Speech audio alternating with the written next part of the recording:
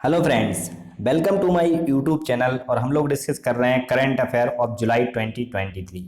आज के इस लेक्चर में हम लोग बात करने वाले हैं इकोनॉमी के करंट अफेयर की। आगे बढ़ने से पहले अगर अभी तक आपने चैनल को सब्सक्राइब नहीं किया है तो इसे सब्सक्राइब कीजिए, वीडियो को लाइक कीजिए और शेयर कीजिए।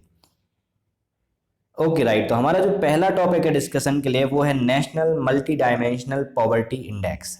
देखिए, मल्टी डायमेंशनल जो पॉवर्टी इंडेक्स है ये ग्लोबल लेवल पे भी आता है, इसीलिए इसके आगे नेशनल लगाया गया है। पहले समझते हैं कि क्या होता है मल्टी डायमेंशनल पॉवर्टी। देखिए, पॉवर्टी जो होती है उसको हम केवल इकोनॉमिक टर्म में देखते हैं। जैसे फॉर एग्जांपल मान लीजिए आप 100, एक हमने रेंज बना दी पॉवर्टी लाइन 100 रुपए की, ठीक है। अब इससे कम जो कमाएगा वो पुअर है, जो ज़्यादा कमाएगा वो पुअर नहीं है।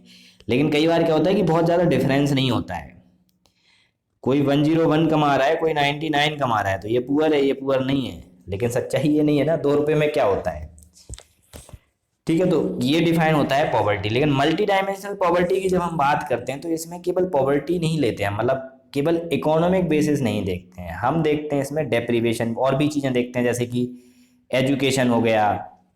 हम इसमें देखते हैं कि हेल्थ की क्या कंडीशन है, हम देखते हैं सैनिटाइजेशन की क्या स्टेटस है, उसका हाउस कैसा है, हाउस में वो फूड जो प्रिपेयर करता है वो कैसे बनाता है। तो इस तरीके से बहुत सारी चीज़ें हम इसमें इंक्लूड करते हैं, इसीलिए हम इसको मल्टी डायमेंशनल पॉवर्टी के नाम से जानते हैं कि इसमें मनी के अलावा और क्या क्या आपके साथ डेप्रिवेशन हो सकते हैं, उन सारी चीज़ों को मेजर किया जाता है, उसको बोलते हैं मल्टी डायमेंशनल पॉवर्टी।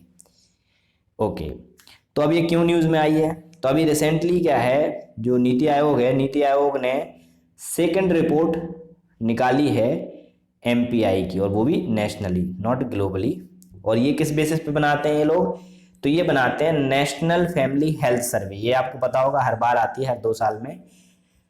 तो इसके बेसिस पे इन्होंने ये रिपोर्ट तैयार की है। सेकंड एडिशन है, यानी कि इससे पहले भी एक बार आ चुका है। तो जी हाँ, NFHS 4 आया था, उसके बेसिस पे भी बनाई थी, और अभी जो है NFHS 5 के बेसिस पे बनाई है। दोनों में कंपैरिजन किया जाएगा, वो सब चीज़ें तो चलती रहती हैं। अब हम ये क्यों बनाते हैं, क्या ज़रूरत है एमपीआई लाने की? तो देखिए, ग्लोबल लेवल पे एक ऑर्गेनाइजेशन है जिसका नाम है global index and reform growth initiative, ठीक है। तो इस वाले इनिशिएटिव पे NITI Aayog as a nodal agency काम करती है, और इसीलिए एमपीआई वहाँ पे नीति आयोग लेके आती है कि इंडिया में क्या परफॉर्मेंस चल रही है। तो GIRG जो है, यानी कि ये ग्लोबल लेवल का जो इनिशिएटिव है, ये बताता है, जब ये एमपीआई रिपोर्ट उसको पब्लिश की जाती है, उसको भेजी जाती है नीति आयोग के द्वारा, तो वो इंडिया की परफॉर्मेंस बताता है कि इंडिया की परफॉर्मेंस क्या है, सोशल और इकोनॉमिक पैरामीटर क्या है इंडिया में, वो सब चीज़ें बताई जाती हैं। अब जब हम इसको कैलकुलेट करते हैं तो क्या मेथडोलॉजी यूज करते हैं? तो यहाँ पे मेथडोलॉजी यूज होती है जिसका नाम है एल्कायर फॉस्टर मेथडोलॉजी, जिसको हम AF मेथडोलॉजी बोल सकते हैं। अब इस मेथडोलॉजी में क्या होता है कि एक स्कोर दिया जाता है, ठीक है। जैसे पॉवर्टी का कट ऑफ 33 है, ठीक है। तो आपका जो डेप्रीवेशन, सारे जो पैरामीटर हैं, जो आपकी डायमेंशन है, ठीक है, और डायमेंशन के बाद जो इंडिकेटर आते हैं, तो उन सब चीज़ों इंडिकेटर का जितना भी आपका स्कोर बन रहा है उसके बेसिस पे देखा जाता है। अगर आपका स्कोर, डेप्रीवेशन जो स्कोर है वो इक्वल या एक्सीड है इस कट ऑफ से, तो इसका मतलब यह है कि आप पुअर हो। और अगर ज़्यादा है, मतलब कम है, तो इसका मतलब आप पुअर नहीं हो। इतना सा बात है इसमें देखने का। अब देखिए, ये जब आप पॉवर्टी पढ़ेंगे तो ये चीज़ें आप हमने पढ़ी होंगी, हेड काउंट रेशियो और इंटेंसिटी ऑफ पॉवर्टी। दोनों चीज़ों में ज़्यादा डिफरेंस नहीं है। जैसे फॉर एग्जांपल, इसका मतलब होता है कि कितने लोग पुअर हैं, इसका मतलब है कि कितने वो पुअर हैं। दोनों में अंतर समझिए कि कितने लोग पुअर हैं, that is talking about the quantity, कि how many people are poor. और यहाँ पे बात चल रही है क्वालिटी की, कितना पुअर है, ठीक है। अब कैसे ये कैलकुलेट करते हैं? तो मान लीजिए किसी कंट्री में 100 लोग हैं और उसमें से 20 पुअर हैं, तो हम कह सकते हैं कि 20 जो है हेड काउंट रेशियो आ गया।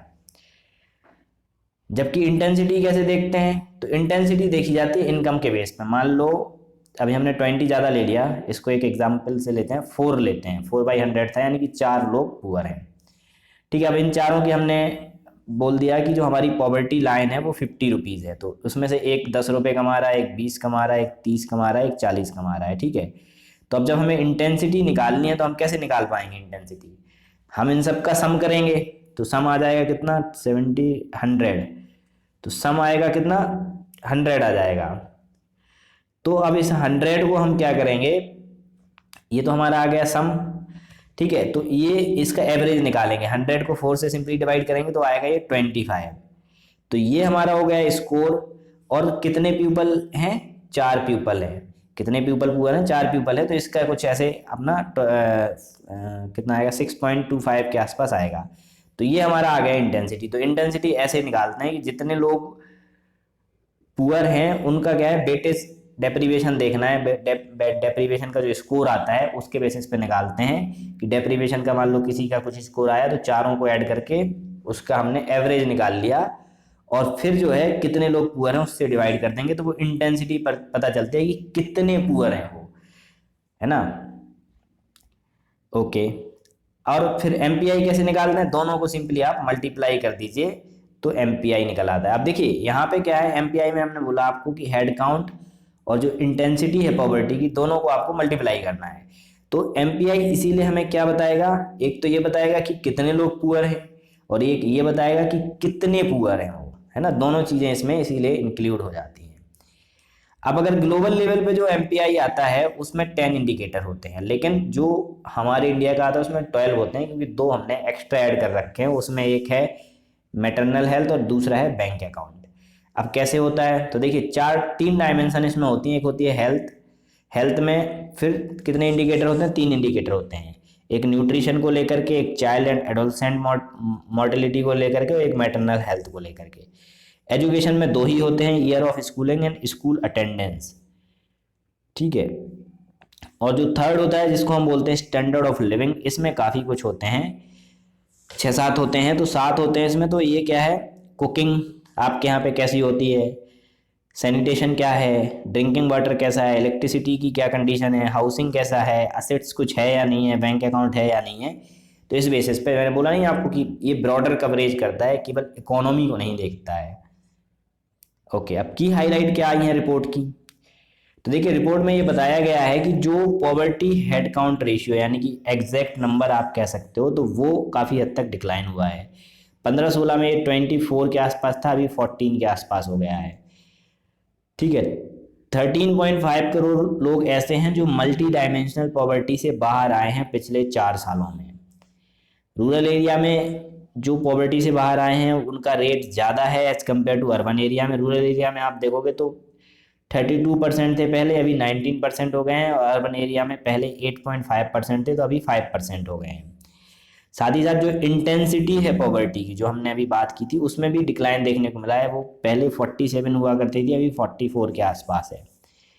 अब जब इन दोनों में इंप्रूवमेंट हुआ है तो स्वाभाविक सी बात है एमपीआई में भी होगा। पहले एमपीआई 117 था, 0.117, अब 0.066 है, ठीक है। सारे 12 के 12 इंडिकेटर में ठीक ठाक काम हुआ है, लेकिन जो जिनमें सबसे अच्छा काम हुआ है वो है nutrition, year of schooling, sanitation, cooking, fuel वगैरह, है ना।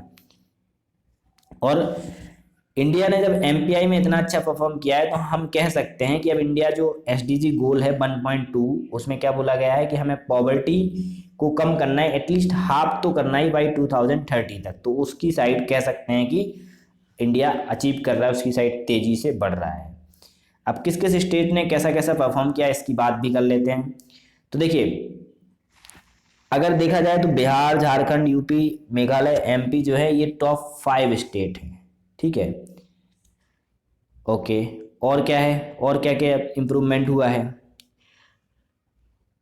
ओके, और टॉप 5 स्टेट हैं, और एक कैसे टॉप 5 स्टेट हैं कि यहाँ पे आप अगर देखोगे टॉप 5 इन द सेंस कि जो पॉपुलेशन है, यहाँ पे जो एक्चुअल नंबर होता है, मतलब नंबर के बेसिस पे अगर हम बात करें तो सबसे ज़्यादा जो पुअर है, मल्टी डायमेंशनल जो पुअर पॉपुलेशन है, वो आपको इधर ही देखने को मिलेगी।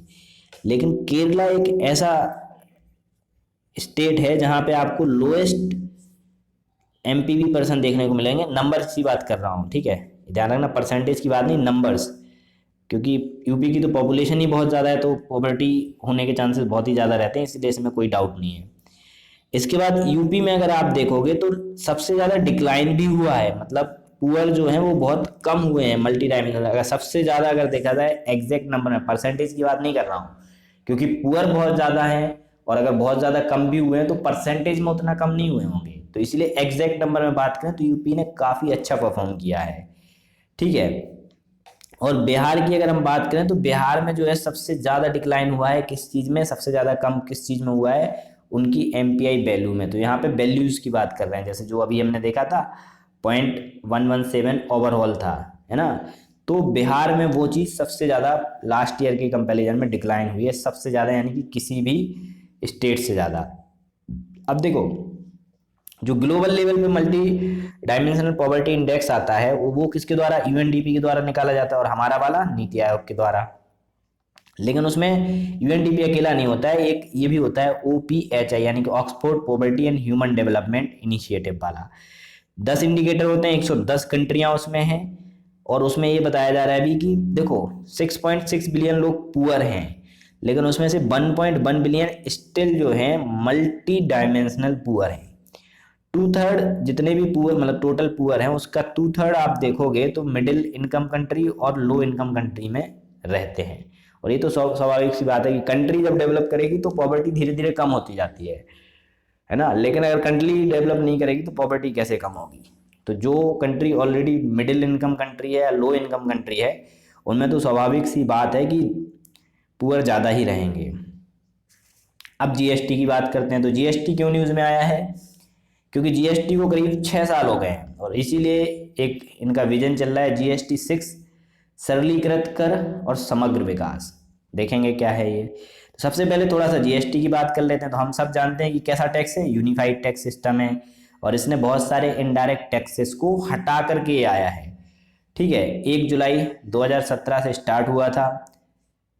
जीएसटी स्ट्रक्चर की अगर हम बात करें तो इसमें मेजरली आप डुअल भी कह सकते हो, नहीं तो 3 तरीके की चीज़ें आपको देखने को मिलती हैं, सीजीएसटी, एसजीएसटी और आईजीएसटी।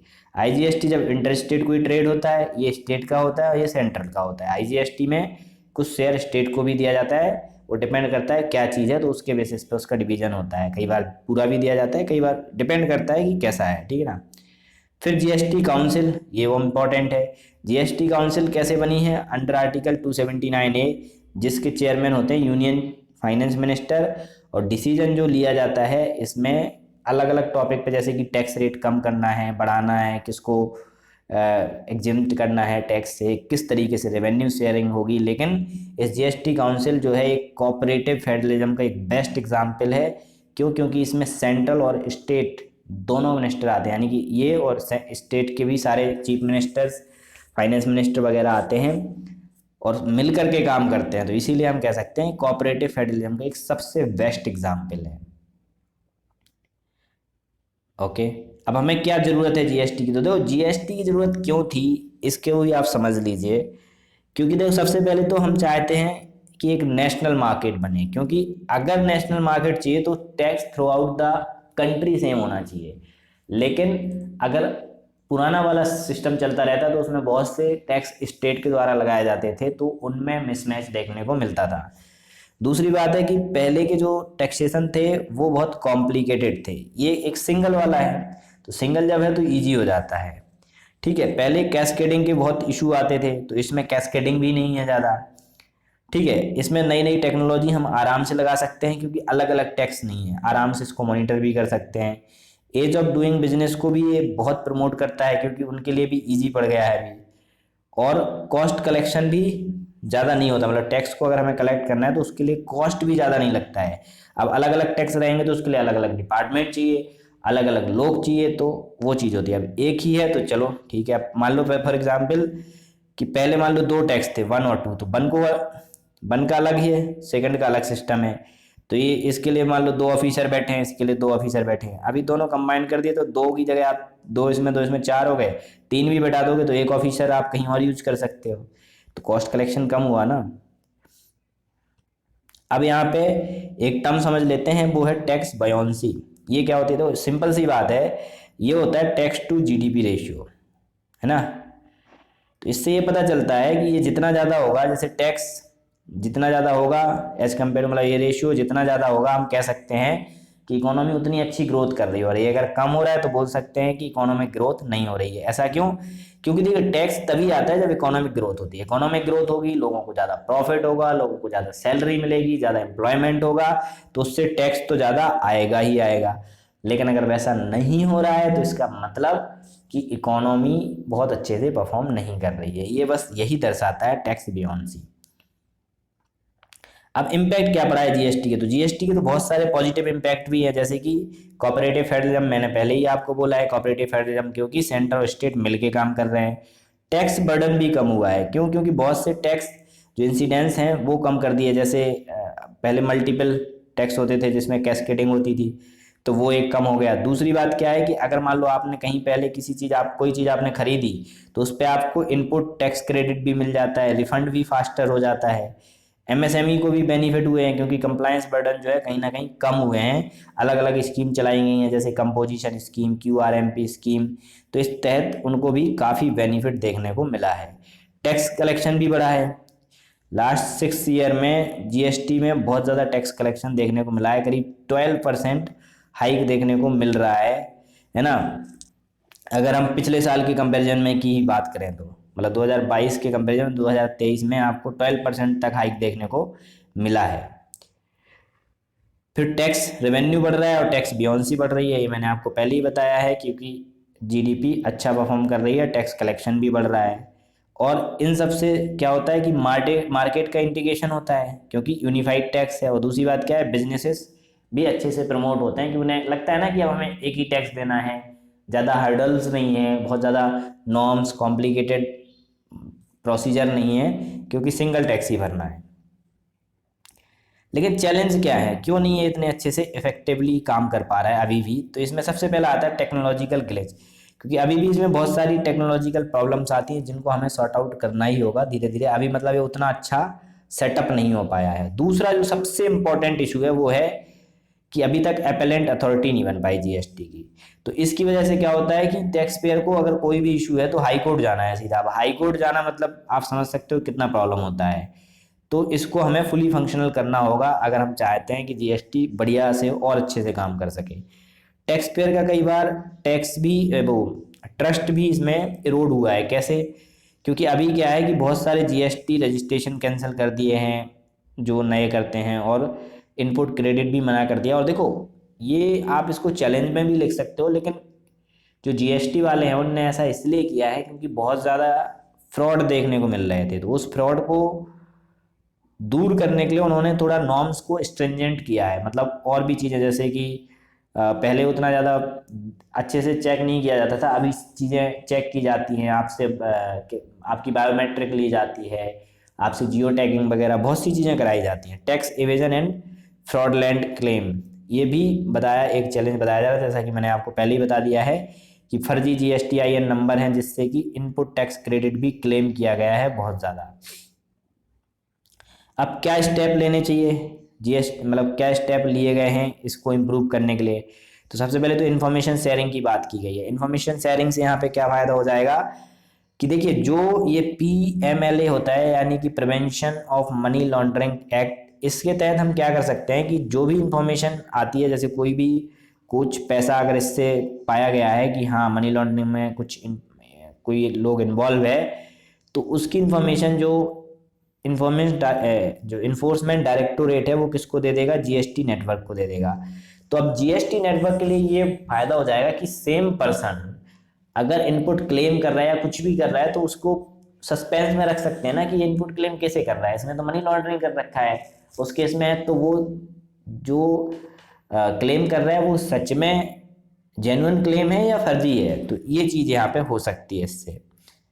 दूसरा क्या है कि हमें टेक्नोलॉजी का पेनिट्रेशन बढ़ाना पड़ेगा। जैसे कि अभी तो आजकल तो हर चीज़ इजीली वेरीफाई हो जाती है, तो आईटीसी वेरीफाई कर सकते हैं, ई विल को वेरीफाई कर सकते हैं, जैसे अगर हमें कहीं पे डाउट है। फिर ये एड बैड करके क्या है, यहाँ पे क्या है, इनडायरेक्ट टैक्स के लिए अलग से चीज़ें बनाई जा रही हैं, अलग से ये प्रोजेक्ट चलाया जा रहा है, जिससे अब आर्टिफिशियल इंटेलिजेंस का इसमें यूज किया जा रहा है कि एक ब्रॉड बेस बनाया जाएगा जिससे इनडायरेक्ट टैक्स का कलेक्शन भी बढ़ सके और उसमें जितने भी प्रॉब्लम्स आ रहे हैं उनको सॉर्ट आउट किया जा सके। फिर रजिस्ट्रेशन नॉर्म टाइटन किए हैं, मैंने आपको बताया है कि बायोमेट्रिक ऑथेंटिकेशन और जियो टैगिंग वगैरह कर दी है इंपॉर्टेंट कंपलसरी। क्यों? क्योंकि फ्रॉड हो रहे हैं तो इसलिए। रिटर्न को भी थोड़ा मतलब टाइटन किया है कि आपको रिटर्न ऐसे नहीं मिलेगा, आपको प्रॉपर जस्टिफिकेशन देना पड़ेगा, कहीं आपका परमानेंट जो नंबर है उसका मिसयूज़ तो नहीं है, आधार का आइडेंटिफिकेशन होगा, वो सब करने के बाद ही आपको क्लेम दिया जाएगा। अब हमें करना क्या चाहिए? तो हम क्या कर सकते हैं? सिंपली से हमें कुछ नहीं करना है, टैक्स को रैशनलाइज करो पहले तो। ठीक है, बहुत अच्छे से रैशनलाइज कर दो टैक्स रेट को कि किस किस किस पे कितना क्या है, कैसे रिफंड होगा, क्या क्रेडिट इनपुट क्रेडिट है, तो वो चीज़ एक अच्छी से करो। और फिर क्या है, लीगल और एडमिनिस्ट्रेटिव चेंजेस लाओ, जैसे कि आपको, ठीक है, जो कर्व हो रहे हैं, जो लीकेज हो रहा है बीच में या फिर जो फ्रॉड हो रहा है, उसको आपको टाइटन करना ही पड़ेगा, तभी चीज़ें सही होंगी। तो उसके लिए आपको लीगल और एडमिनिस्ट्रेटिव चेंज भी लाने पड़ेंगे। आपको टेक्नोलॉजी का भी यूज़ करना पड़ेगा, जैसे ई रिटर्न है, ई इनवॉइस है, ई वे बिल है, तो उसको अच्छे से देखना पड़ेगा कि कहीं वो फर्जी तो नहीं है। आपको जो है ऑडिट करना चाहिए, असेसमेंट करना चाहिए, इन्वेस्टिगेट करना चाहिए। ठीक है, और साथ ही साथ आपको टैक्स जो नेटवर्क है उसको बढ़ाना होगा, जैसे अल्कोहल है, पेट्रोलियम है, और भी कई ऐसे प्रोडक्ट हैं जो अभी जीएसटी के एम्बिट में नहीं आते, आप उनको जीएसटी के एम्बिट में लाइए और टैक्स रेट मतलब जो टैक्स का नेटवर्क है उसको बढ़ाइए। अब हमारा जो नेक्स्ट टॉपिक है वो है ऑनलाइन गेमिंग को लेकर के। भाई ये क्या चीज़ है? तो ऑनलाइन गेमिंग आजकल बहुत ही चल रहा है, लोगों को एडिक्शन भी हो रहा है इस चीज़ का, तो इसीलिए ये न्यूज़ में आया है, देखते हैं क्या है। इसके लिए कुछ रेगुलेशन बनाए गए हैं। तो गेम ज़्यादातर दो तरीके का होता है, एक होता है गेम ऑफ स्किल और एक होता है गेम ऑफ चांस। स्किल का मतलब यहाँ पे आपको अपना दिमाग यूज करना पड़ेगा कुछ भी करने के लिए, आपको एक्सपीरियंस होना चाहिए। जैसे एग्जाम्पल के लिए रमी हो गया, फैंटेसी स्पोर्ट्स हो गया, ड्रीम इलेवन हो गया। जबकि कुछ होते हैं बाई चांस, आप कुछ कर नहीं सकते, जैसे कि आप बैटिंग है, गैम्बलिंग है, रेसिंग है, वेट करना है, लूडो है, आप चाहते हो फाइव आ जाए, लेकिन उसमें आपका कोई रोल नहीं है, आपने अपनी चाल चली, फाइव आया तो ठीक है, नहीं आया तो you can't do anything. Poker है, लॉटरी है, इस तरीके से। तो इस पे जो गेम ऑफ स्किल है, इस पे पहले क्या है 18% जीएसटी लगता था, लेकिन अभी इन लोगों ने 28 कर दिया। इस पे तो पहले से ही 28 लगता था। तो अब इन्होंने क्या बोला है कि कैसे ये टैक्स रेट लगाएंगे, ये कैसे काम करेगा। तो इन्होंने बोला है कि जो टैक्स है वो 28% लगेगा, और वो कब लगेगा? इनिशियल अमाउंट पे लगेगा। जैसे मान लो ये आपका कसिनो का गेट है और आप इसमें जा रहे हो, तो आपकी जो एंट्री फीस है उस पे ही टैक्स लगेगा। अब ये टैक्स लगाने के क्या फ़ायदे हैं, आगे पढ़ेंगे इसके बारे में भी, लेकिन अभी बात करते हैं कि दोनों पे लगाया है, जैसा कि मैंने आपको बोला है। और जितनी भी ये ऑनलाइन गेमिंग फर्म्स हैं उन पे भी लगाया है कि उनको आपको रजिस्टर करना है जीएसटी के अंदर, और आपको टैक्स पे करना पड़ेगा, और ये 1 अक्टूबर से स्टार्ट होगा। अब जो हमने ये टैक्स लगा दिए, इसके कुछ फायदे भी हैं। हाँ, तो कुछ तो फायदे हैं कि एक तो रेवेन्यू बढ़ जाएगा गवर्नमेंट का, दूसरा क्या है, मोरल सुएशन, यानी कि जो जिनको एडिक्शन है उनके लिए एक प्रॉब्लम आएगा। क्यों? क्योंकि अब 28% जीएसटी का मतलब आप समझ रहे हो, 100 रुपये मान लो आप इन्वेस्ट कर रहे हो तो 125 देना है अब आपको, 125 का 128 देना है, 128। तो प्रॉब्लम तो है। तो कुछ लोग छोड़ भी सकते हैं, कुछ लोग तो बचेंगे, और इंडस्ट्रीज को बढ़िया से रेगुलेट किया जाएगा। लेकिन सबसे बड़ा प्रॉब्लम क्या है कि इसमें फिर एफडीआई नहीं आएगी। लोग सोचेंगे इतना टैक्स लगा रहे हैं, लोग आएंगे नहीं, और जब लोग खेलेंगे नहीं तो क्या फ़ायदा है।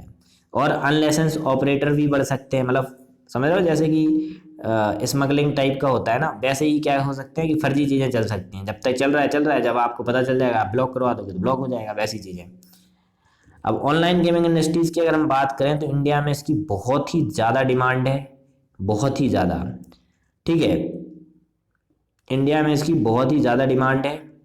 आप अगर देखोगे तो इसका जो करंट वैल्यू है वो करीब 2.6 बिलियन तक का है, और इसमें ऐसा प्रोजेक्ट किया जा रहा है कि हर साल करीब 27% इंक्रीज होगी ये इंडस्ट्रीज नेक्स्ट 5 ईयर तक। तो आप समझ सकते हो कि कितना ज़्यादा गवर्नमेंट को इससे फ़ायदा होगा, इन कंपनियों को फ़ायदा होगा। लेकिन अल्टीमेटली जो सफ़र होता है वो कौन होता है? Common man. क्यों? क्योंकि उसको एडिक्शन हो जाता है। अगर आपको एडिक्शन नहीं है, थोड़ा बहुत आप इंजॉयमेंट के लिए खेलते हैं, दैट इज़ फाइन, बट कुछ लोग अपना करियर इसमें बना रहे हैं। और ये चीज़ क्या है कि एडिक्शन बहुत बुरा हो जाता है, तो कई लोग अपनी लाइफ लॉस कर देते हैं, डिप्रेशन हो जाता है, वो सब चीज़ें हो जाती हैं, उसके बारे में भी बात करेंगे अभी। यूजर बेस आप देखोगे तो 180 मिलियन है भाई, और एम्प्लॉयमेंट भी मिलता है करीब 1 लाख लोगों को। एफडीआई भी 15,000 करोड़ के आसपास अट्रैक्ट होती है। अब क्यों रेगुलेट करना जरूरी है, उसी की बात करते हैं। तो ट्रांसपेरेंट टैक्सेशन हो जाएगा, जो अंडर एज गैम्बलिंग होती है उसको हम रोक सकते हैं, मतलब जो कम एज के लोग हैं वो उसमें इन्वॉल्व ना हो। प्लेयर्स के राइट जो है थोड़े बहुत सेफ गार्ड हो जाएंगे, इंश्योर हो जाएंगे, प्रोटेक्ट हो जाएंगे। हेल्थ इशू होते हैं बहुत सारे, जैसे कि स्ट्रेस है, एंजाइटी है, डिप्रेशन है, ये सब चीज़ें होती हैं, तो इनको भी थोड़ा सा राहत मिलेगा, क्योंकि रेट और हाइक हो जाएंगे तो हो सकता है लोग इसमें इन्वॉल्व ना हो, लेकिन जिनके पास ज़्यादा पैसे हैं वो तो इन्वॉल्व हो ही जाएंगे। मनी लॉन्ड्रिंग भी बच सकती है, क्योंकि अब टैक्स रहेगा तो सब चीज़ें अच्छे से मैनेज की जाएंगी। फेयरनेस रहे, जो भी प्रोसेस आप यूज़ करते हो गेम खेलने का तो उसमें एक फेयरनेस होनी चाहिए। सोशल इश्यूज जैसे कि पुअर, मतलब लोगों को क्या है, एजुकेशन इसके बारे में होनी चाहिए, अंडर एज यूज़र इसको यूज़ ना करें वो लोगों को पता होना चाहिए। तो वो तब ये जैसे अब टैक्सेशन हो गया तो लोगों ये इन्फॉर्मेशन देंगे ना पहले की ऐसा ऐसा है, क्योंकि जो टैक्स देगा उसका भी पता चलता है कि कहाँ से आया है। अगर आप वो ऑनलाइन पे करता है या इनको बिल देना पड़ेगा तो वो भी क्लेम करेगा, तो पता रहता है ना कि वो अंडर एज है या क्या है। और साइबर अटैक और फाइनेंशियल फ्रॉड का भी डर रहता है इन सब चीज़ों में। तो अब बात आती है कि हमें क्या करना चाहिए। तो देखिए सिंपल सी चीज़ है, सबसे पहले तो ज्यूरिसडिक्शन डिलेमा हटाओ, क्योंकि आप अगर देखेंगे तो स्टेट सब्जेक्ट में आता है गैम्बलिंग और बैटिंग, जबकि सेंटर ने क्या किया है कि माईटी यानी कि ministry of electronic and IT को इसकी नोडल एजेंसी बना दिया है ऑनलाइन गेमिंग की। तो अब कॉन्फ्लिक्ट तो होंगे कि भाई स्टेट करे या सेंटर करे, क्या करे। तो ये चीज़ दिक्कत है। दूसरा है moral stand and revenue collection dilemma, ये भी इंपॉर्टेंट है, क्योंकि तो गवर्नमेंट को तो फायदा हो रहा है, रेवेन्यू मिल रहा है, लेकिन इसकी वजह से कई लोग अपनी लाइफ तक खो देते हैं, एडिक्शन की वजह से उसमें बहुत सारा लॉस हो जाता है, तो उस वजह से वो अपनी लाइफ तक खो देते हैं, तो वो चीज़ एक प्रॉब्लम है। साथ ही साथ एक चैलेंज ये है कि जो प्लेयर का राइट है वो प्रोटेक्ट नहीं हो पाता है सही से, क्योंकि इन कंपनियों के ना तो कोई फ्रेमवर्क है, ना ही कोई रूल है, ना ही कोई ग्रीवेंसेस रिडेसल मैकेनिज्म है, कुछ भी नहीं है। तो इस वजह से ये एक चैलेंज बन जाता है। अब हमें करना क्या चाहिए, तो हम सबसे पहले तो जो लीगल क्लैरिटी है और जो मल्टीप्लिसिटी है रेगुलेशन की, यानी कि सेंटर अलग कर रहा है, स्टेट अलग कर रहा है, तो वो चीज़ नहीं होनी चाहिए। तो उसके लिए हमें कुछ कॉमन लॉ लाना पड़ेगा, जैसे कि रेसिडुअल पावर का यूज करके भी गवर्नमेंट, सेंट्रल गवर्नमेंट चाहे तो इस पर कुछ लॉ बना सकती है, मॉडल लॉ बना सकती है। ठीक है। कंपनीज को ये चाहिए कि वो ट्रांसपेरेंसी लाएं ऑनलाइन गेमिंग में, कि जो भी कंडीशंस हैं, जो भी चीज़ें हैं वो क्लियरली डिफाइन करें। और लॉस चेजिंग को भी हमें कर्व करना है, यानी कि जैसे मान लो किसी ने 1 लाख रुपए डाला इसमें, तो वो 1 लाख का 1 लाख एक बार में नहीं जाना चाहिए, उसमें एक लिमिट होनी चाहिए कि भाई 10% 20% तक ही जा सकता है, उसके बाद आपको ट्रेड नहीं करने दिया जाएगा। जैसे सेबी वगैरह में होता है ना स्टॉक मार्केट में, कि क्या होता है कि अगर कोई भी स्टॉक का रेट एक पर्टिकुलर वैल्यू से ज़्यादा डिक्लाइन होता है तो वो स्टॉक उस दिन ट्रेडिंग के लिए रोक दिया जाता है, तो ये चीज़ होती है।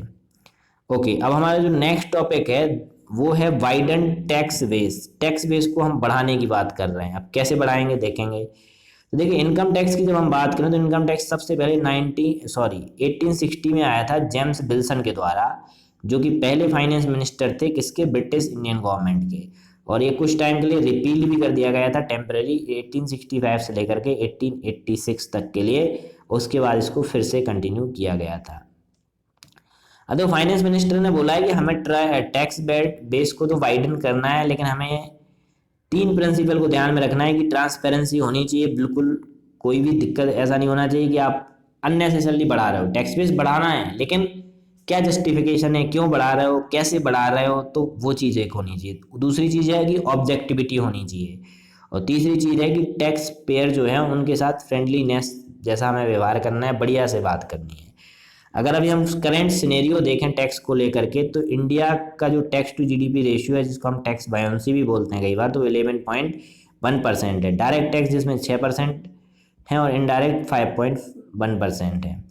इमर्जिंग मार्केट का अगर हम एवरेज देखें, जैसे हमारा इंडिया एक इमर्जिंग मार्केट इकोनॉमी है, तो इमर्जिंग मार्केट में देखें तो ये रेशियो करीब 21% तक देखने को मिलता है, जबकि इंडिया में केवल 11% है। और ओईसीडी की अगर हम बात माने तो ओईसीडी के हिसाब से 34% होना चाहिए, लेकिन इंडिया में केवल 11 है। तो इसका कई कारण ये भी बताते हैं। और भी स्टेटस देखें तो जो इनकम टैक्स रिटर्न फाइल करने वाले लोग हैं, वो आप सोचो टोटल पॉपुलेशन का केवल 5.3% लोग ही इनकम टैक्स रिटर्न फाइल करते हैं, बाकी नहीं करते हैं। अब ऐसा क्यों, क्या बाकी को इनकम नहीं होती है? कुछ को इनकम होती है, अभी हम समझेंगे कि ऐसा क्यों होता है। और इन्होंने ये भी बताया है सीबीडीटी ने कि ये जो है ईयर टू ईयर इंक्रीज होता जा रहा है। अब रीजन क्यों है लो टैक्स बेस के, तो अब देखो अब बात करेंगे उसकी। सबसे पहले तो कि इनफॉर्मल सेक्टर ज़्यादा है। अब इनफॉर्मल सेक्टर में क्या होता है कि आदमी चाहे 10 लाख भी कमा ले, लेकिन उसको ज़्यादातर पेमेंट कैश में किया जाता है। और जब पेमेंट कैश में होगा तो ये चीज़ नहीं होगी। जैसे मान लो फॉर एग्जाम्पल हम बात करें, आजकल आप सिटी में देख रहे होगे कि जो डेली बेसिस वाले लोग रहते हैं तो उनको आराम से कई कई जगह तो 600 से लेकर 1000 तक रुपीज़ भी मिलते हैं। मान लो उसको 1000 ही मिल रहा है और वो महीने में 25 दिन काम करता है, तो सोचिए 25,000 हो गया उसका। या जो स्ट्रीट वेंडर वगैरह होते हैं ये भी इतना ही कमाते हैं आराम से, दिन का 1000 2000 कमा रहे हैं, 60 70 हज़ार महीने का कमा लेते हैं। अब महीने का 60 70 हज़ार कमा रहे हैं तो आप सोचिए साल भर का कितना हो गया, 8 9 लाख हो गया है। तो 8 9 लाख पे तो उन्हें टैक्स देना चाहिए, क्योंकि इनकम का तो यही रूल है, लेकिन नहीं देते हैं। चलो कुछ चीज़ें बिजनेस हैं, जो बिजनेस नहीं है उसको तो देना चाहिए। तो वही एक प्रॉब्लम है कि इनफॉर्मल सेक्टर है तो उसमें पता नहीं चलता कि आप क्या कर रहे हो, ठीक है। दूसरा क्या है कि एग्रीकल्चर पे हम टैक्स नहीं लगाते हैं। 60% तो इंडियन, आधे से ज़्यादा 60% तो इंडियन टैक्स एग्रीकल्चर ही करते हैं। थर्ड जो बात आती है और टैक्स बेस कम होने के लिए, वो है कि टैक्स की लिटिगेशन बहुत ज़्यादा पेंडिंग है। और फोर्थ जो है कि टेक्निकल एक्सपर्टीज और रिसोर्सेज भी नहीं है। तो ये 4 इंपॉर्टेंट रीजन है टैक्स बेस के लो होने पे। अब ट्रांसपेरेंसी में हमें क्या करना है, तो ये लोग क्या कर रहे हैं कि पैन को बैंक अकाउंट और आधार से लिंक कर रहे हैं। तो उससे क्या है पूरा ट्रांजेक्शन आपका पता चलेगा कि आपने कहाँ कहाँ ट्रांजेक्शन किया है बैंक से और क्यों किया है, ठीक है। अगर उसके बाद इनकम टैक्स को लगता है कि ये चीज़ गलत है तो वो आप पे बात कर सकता है आपसे, है ना। ऑब्जेक्टिविटी रखनी है कि जैसे डिविडेंड वगैरह है, इंटरेस्ट है, तो इस पे भी ये अभी लगाते हैं और वो सबके लिए लगता है, ऐसा नहीं है कि किसी एक के लिए लगेगा। और यहाँ पे इन्होंने टैक्स पेयर फ्रेंडलीनेस के लिए क्या किया है कि ई अपील स्कीम की बात की है, जिससे कि जो पेंडेंसी है ना वो कम हो जाए और सारी चीज़ें स्ट्रीमलाइन हो जाएं। पर्सनल इनकम टैक्स रिजीम की बात की है। तो ये सब चीज़ें चल रही हैं। और हम क्या कर सकते हैं टैक्स बेस को बढ़ाने के लिए, ये तो चलो ठीक है नॉर्मल चीज़ें हैं कर लेंगे, बाकी और क्या कर सकते हैं। तो इन्होंने भाई बोला है कि हमें जो है टैक्स डिस्प्यूट को सॉल्व करने के लिए एक सेपरेट अथॉरिटी बनानी चाहिए कि वो जो टैक्स डिस्प्यूट है उसको सॉर्ट आउट कर दे। तो उससे क्या है जल्दी रेजोल्यूशन मिलेगा। लिटिगेशन में तो बहुत टाइम लगता है, अगर उसके चक्कर में कोई चीज़ फंस गई तो वो फिर प्रॉब्लम हो जाता है, ठीक है। इसके बाद फिर इन्होंने क्या बोला है कि जो एग्रीकल्चर लोग हैं, एग्रीकल्चर के जो हाउस होल्ड हैं जिनको हाई इनकम होती है उनको भी हमें इनकम टैक्स के दायरे में लाना चाहिए। और जो जिन मतलब मोर टेक्नोलॉजी भी हमें ज़्यादा इसमें लानी चाहिए, जिससे कि ये सब चीज़ें जो फ्रॉड होते हैं वो ना हो पाए। Okay right. तो हमारा जो नेक्स्ट टॉपिक है वो है जन विश्वास। अब जन विश्वास अमेंडमेंट टू प्रोविजन बिल 2023। अब ये क्यों लाया जा रहा है, जिससे कि एज ऑफ लिविंग और एज ऑफ डूइंग बिजनेस को बेनिफिट मिल सके। अब इसमें क्या है, तो देखिए इसमें बहुत अच्छी अच्छी बातें की गई हैं। जैसे कि ये बिल की हाईलाइट क्या है कि इन्होंने जो 42 लॉज हैं उसमें से करीब 180 ऑफेंस को डीक्रिमिनलाइज कर दिया। अभी मान लो छोटे छोटे ऑफेंस, जैसे आप बिजनेस कर रहे हो तो बिजनेस में मान लो आपका एनवायरमेंट का थोड़ा सा लॉस हो गया और सपोज कि आपने इंटेंशनली नहीं किया और भले इंटेंशनली किया, तो उसका मतलब आपको इम्प्रिजनमेंट मिल जाएगा। वो इम्प्रिजनमेंट के चक्कर में आप कभी कुछ करोगे नहीं, आप नया बिजनेस सेटअप करोगे नहीं, सोचोगे कि यार क्यों करने का, मतलब डर रहेगा, एक फियर रहता है, ठीक है। तो वो चीज़ इन लोगों ने डिक्रिमिनलाइज किया। दूसरा इन्होंने क्या किया कि बहुत से जो फाइन है उनको पेनल्टी में बदल बदल दिया सिंपली, है ना। इन्होंने जो है जितने भी ऑफेंस या पेनल्टी रिलेटेड थी इंडियन पोस्ट ऑफिस एक्ट 1998 से, वो सारी हटा दी है कि अब उस पर कोई पेनल्टी नहीं है। और इन्होंने ये भी बोला कि कुछ क्राइम ऐसे हैं जिन पे पीरियोडिक रिवीजन भी होता रहेगा, हर 3 साल में 5 साल में इंक्रीज करते रहेंगे उनकी जो मिनिमम पेनल्टीज है। साथ में इन्होंने ये बोला है कि जो ग्रीवेंसेस रिडर्सल अपेलेंट मैकेनिज्म है उसमें हम क्या करेंगे कि जब ये सब चीज़ें होती हैं कि अपेलेंट पे जाते हैं तो वहाँ पे हम एडजुडिकेशन ऑफिसर को अपॉइंट करेंगे जो पेनल्टी डिटरमाइन करते हैं। तो वो बढ़िया से डिटरमाइन करें, चाहे वो किसी भी चीज़ में हो, चाहे एनवायरनमेंट को लेकर के हो, मर्चेंट को लेकर के हो, या फिर सिनेमेटोग्राफ को लेकर के हो। ओके अब ये लॉ और policy ease of doing business को कैसे हैम्पर कर रही हैं इसके बारे में बात करेंगे, कैसे ये परेशान कर रही हैं ये law ease of doing business को। तो देखिए सबसे पहली बात इसमें की जाती है कि कोलेस्ट्रॉल हो गया है। कोलेस्ट्रॉल कैसे हो गया जी, तो जितनी भी ये कंपनीज कोई नई बनती है, कुछ भी प्रॉब्लम होता है तो उसमें क्या है मल्टीपल कंप्लायंसेस हैं, आपको बहुत सारी रिपोर्ट देनी है, इंस्पेक्शन करना है, तो बहुत हेडेक रहता है है ना। तो इसीलिए लोग करते नहीं हैं। देखो यहाँ पे बोला गया है कि एमएसएमई विथ 150 एम्प्लॉयज़ की अगर एमएसएमई है और आप उसको कुछ करवाना चाहते हो, ओपन करना चाहते हो, तो आपको करीब 500 से 900 कंप्लाइंस करनी पड़ेंगी, जो आप समझो कि कितना कॉस्टली हो जाएगा। ठीक है, इसके बाद क्या है कि क्लॉज ऑफ इम्प्रिजनमेंट, यही तो सबसे बड़ा इशू है। तो इन्होंने ये बताया है कि अगर आप किसी भी लॉ के 5 क्लॉज उठा लो, जो जिसकी हम बात कर रहे हैं, तो उसमें से आपको हर 5 में से 2 तो ऐसे मिल जाएंगे जिसमें इम्प्रिजनमेंट आपको हो मतलब रहेगा। तो वो उस वजह से लोग जो है करते नहीं है काम। वो सोचते हैं कि क्यों करना है ऐसा, इम्प्रिजनमेंट मिलेगा, क्यों खामों का टेंशन लेने का, आराम से चिल करो, नहीं करने का। प्रोफेशनलिटी भी नहीं है। देखिए प्रोफेशनलिटी कैसे नहीं है कि कई बार क्या होता है कि मान लो आपने ग्रीवेंसेस ऑफिसर का नाम पब्लिश नहीं किया, तो आपको वही सजा मिलेगी, वही पनिशमेंट मिलेगा जो आपको सेडिशन पे मिलता है। अब आप सोचो सेडिशन कहाँ और कहाँ, एक आपने सिर्फ नाम अपलोड नहीं किया। सिर्फ नाम कहना मतलब सही नहीं है, लेकिन फिर भी सोचो कि उतनी बड़ी गलती नहीं है जितना सेडिशन में होता है। तो आपको उतनी सजा मिलेगी, तो लोग तो फिर डरेंगे ही ना कि ऐसा नहीं होना चाहिए। इसके बाद अगर आप देखोगे तो ओवरलैपिंग और क्रॉस पर्पस लॉ भी मिलते हैं बहुत सारे, है ना। तो इसी में हमेशा ये बात की जाती है कि जैसे आप देखोगे तो सीसीआई है, कंपटीशन कमीशन ऑफ इंडिया, तो उसके बहुत से जो जुरिस्डिक्शन है वो ऐसे ट्राई सेवी आईआरडीआर के साथ मर्ज मतलब कॉन्फ्लिक्ट करते हैं। और फिर लीगल और पॉलिसी अनप्रडिक्टेबिलिटी है। अब ये चीज़ तो आपको देखती है कि सरकार टाइम टाइम पे अमेंडमेंट ले आता है, रेट्रोस्पेक्टिव टैक्स लगा देता है, तो ये चीज़ तो गलत है ना। तो इसी जीएसटी के रेट चेंज कर देता है, तो ये नहीं होना चाहिए। जैसे कि मॉनेटरी पॉलिसी वगैरह में करते हैं कि एक टाइम, अभी देखेंगे इसका सॉल्यूशन में देखेंगे। तो जो लीगल पॉलिसी है उनको प्रोडेक्टेबल बनाना है हमें, मतलब ऐसा नहीं कि आप टाइम टाइम पे चेंज ले आ रहे हो, पता ही नहीं चल रहा लोगों को आप चेंज ले आए। तो उससे क्या होता है कि कोई बिजनेस अपना सेटअप करता है तो वो कुछ प्लान बना के करता है। आपकी पॉलिसी पता नहीं किस तरीके की, उस प्लान को इम्प्लीमेंट एग्जीक्यूट करने भी देंगी सही से या नहीं। दूसरी बात जो आती है वो आती है administrative discretion and rent seeking. तो देखिए यहाँ पे क्या है, जितना ज़्यादा आप रेगुलेट करेंगे ना चीज़ों को, तो उतनी ज़्यादा रेगुलेटरी बॉटलनेक देखने को मिलेगा आपको।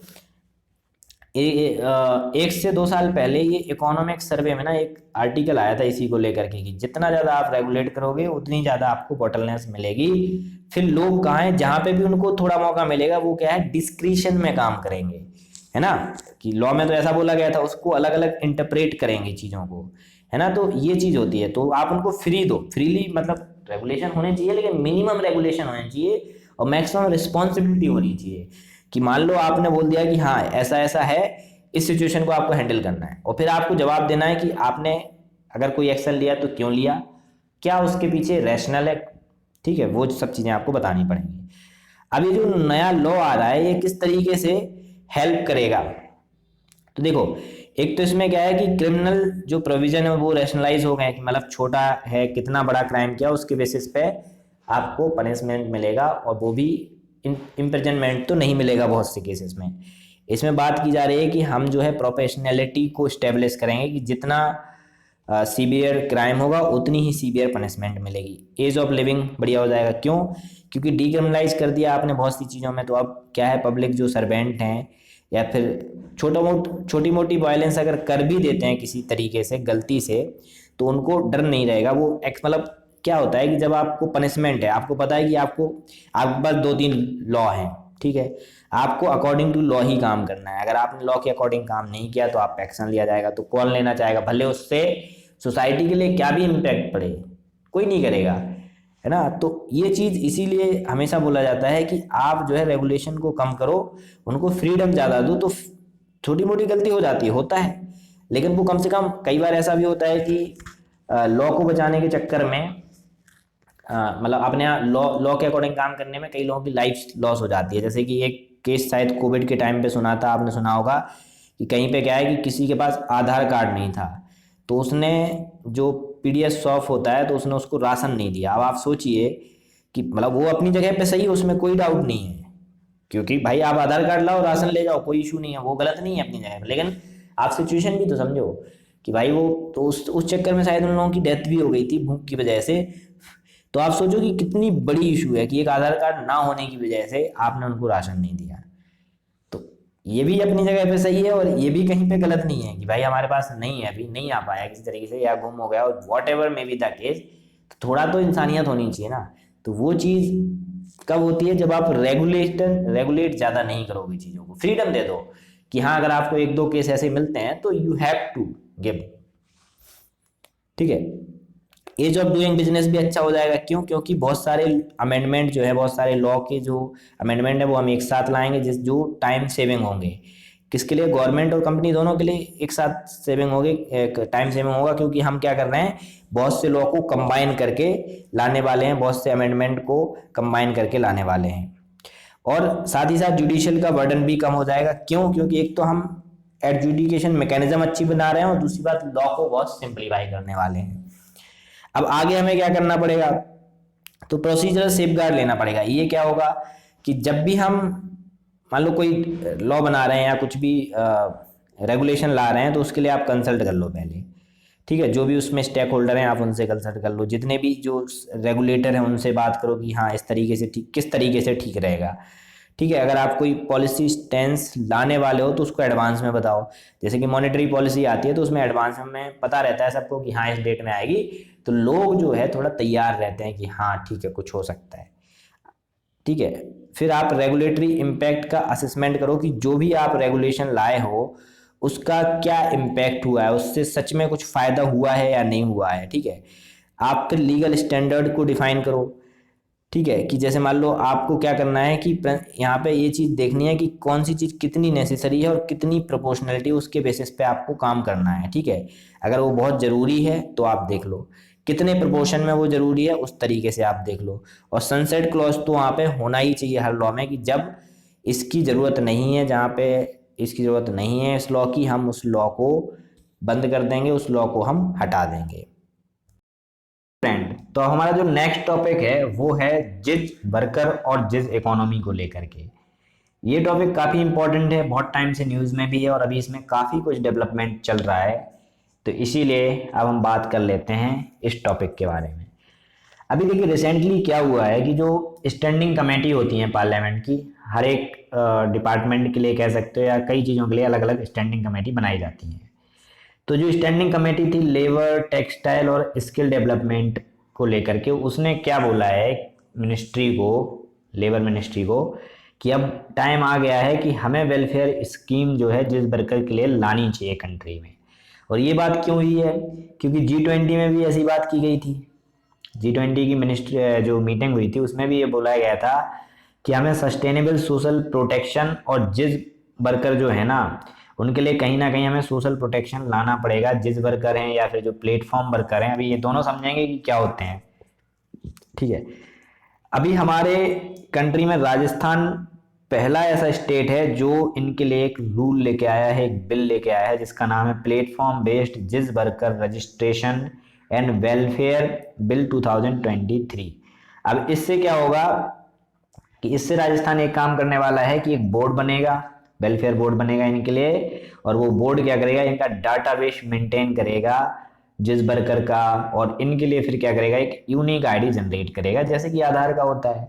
तो उसके बेसिस पे इनको कुछ सोशल वेलफेयर या जो भी स्कीम चलाई जाएंगी उसके तहत इनको उसमें बेनिफिट मिल जाएगा। अब इसको लेकर के थोड़ा डेटा देखते हैं कि ये कितना इंपॉर्टेंट है। आप देखेंगे तो जिस इकोनॉमी में अगर आप देखें तो करीब 77 लाख जो वर्कर हैं इंडिया में काम कर रहे हैं, ये नीति आयोग ने बताया है।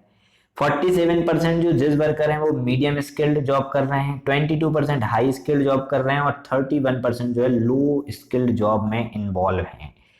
वुमेन का पार्टिसिपेशन भी बहुत ज़्यादा इंक्रीज हुआ है, जैसे कि आप देखेंगे 2018 में ये 18% था, अभी 36% हो गया है 22 में, तो आप देखिए कि डबल हो गया है जस्ट। और रिपोर्ट की अगर माने तो ये बताया जा रहा है कि 8 फोल्ड इंक्रीज हुआ है यूथ का पार्टिसिपेशन जिस इकोनॉमी में, अगर हम 2019 से लेकर के 2022 के बीच की बात करें। अब बात करते हैं कि ये क्या होते हैं, तो पहले तो दोनों चीजें समझ लेते हैं कि जिस इकोनॉमी क्या है और जिस वर्कर क्या है।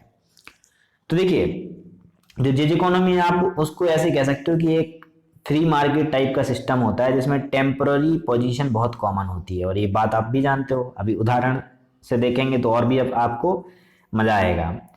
तो फ्री मार्केट सिस्टम है जिसमें टेम्पररी पोजीशन आपकी बिल्कुल कॉमन है, आप परमानेंट तो एक्सपेक्ट ही नहीं कर सकते हो क्योंकि सारे काम टेम्पररी बेसिस पे ही किए जाते हैं।